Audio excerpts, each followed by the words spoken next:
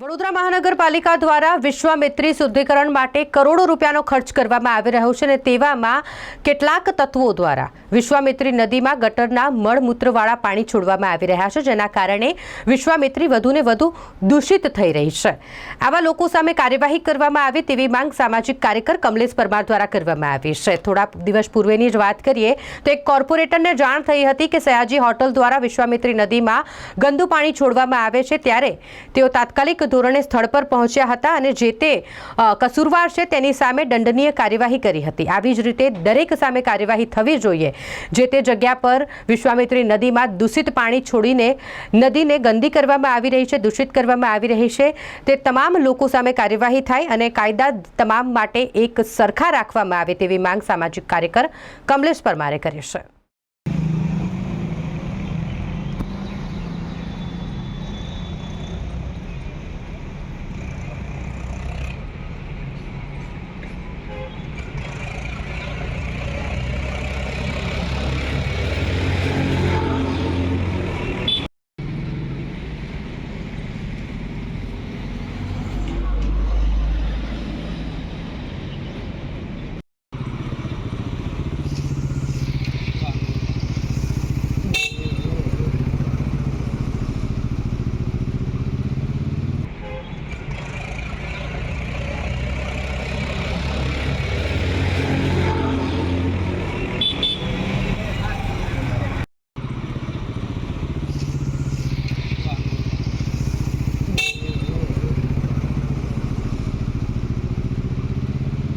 વડોદરા શહેરમાં હાલમાં જે વિશ્વામિત્રી જે પ્રોજેક્ટની કામગીરી ચાલુ છે, 1200 કરોડ રૂપિયા જે માતબર રકમ આજે ગુજરાત રાજ્ય સરકાર દ્વારા ફાળવણી કરવામાં આવી છે, પરંતુ હાલમાં પણ તમે જોશો કે વડોદરા શહેરની અંદર ઠેક ઠેકાણે જે ગટરના મળમૂત્રવાળા પ્રદૂષિત પાણી છોડવામાં આવી રહ્યા છે અને ગઈકાલે જ જે એક કોર્પોરેટરે સયાજી હોટલનું જે કહેવાય છે કે મળમૂત્રવાળું પ્રદૂષિત પાણી ઉભરાતું હતું અને ત્યાં જે ડાયરેક્ટલી વિશ્વામિત્રીમાં છોડવામાં આવતું હતું, ત્યારે સ્ટેન્ડિંગમાં પણ એની ચર્ચા વિચારણા ચાલી રહી હતી અને નોટિસ અને દંડની જોગવાઈની વાત ચાલી રહી હતી। ત્યારે ખાસ કરીને આજે ઉર્મી જે બ્રિજ છે, બ્રિજના નીચે તમે જોશો કે ત્યાં ગાડી મગરોની પણ વસવાટ રહેલો છે, સાથે ઐતિહાસિક દરવાજા પણ છે વિશ્વામિત્રીના। એટલે ખાસ કરીને તે જ જગ્યા ઉપર તમે જોશો કે ત્યાં ગાડી પુષ્કળ પ્રમાણમાં જે મળમૂત્રવાળા પ્રદૂષિત પાણી છોડવામાં આવે છે। આમ પ્રદૂષિત પાણી કોણ છોડી રહ્યું છે, કોના દ્વારા છોડવામાં આવ્યું છે, સાથે સાથે કયા અધિકારીઓને ખબર નથી કે ખબર છે, આની સંપૂર્ણ જાત તપાસ કરી અને તાત્કાલિક ધોરણે આ ગટરના મળમૂત્રવાળા પ્રદૂષિત પાણી બંધ કરવામાં આવે તેવી અમારી ખાસ માંગણી છે।